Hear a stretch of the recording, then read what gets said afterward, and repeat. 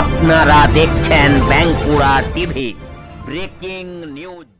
Bankura TV YouTube চ্যানেলে আপনাদের স্বাগতম।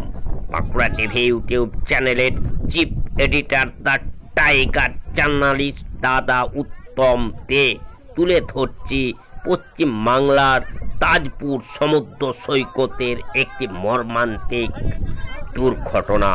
তাজপুর সমুদ্র সৈকতে স্নান করতে নেমে গিয়ে তলিয়ে গেল 3 পর্যটক।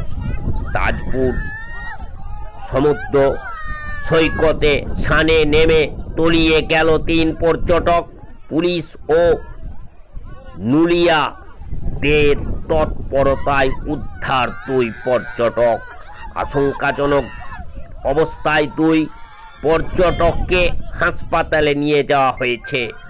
বর্তমানে একজনকে মৃত বলে ঘোষণা করেছে চিকিৎসকরা।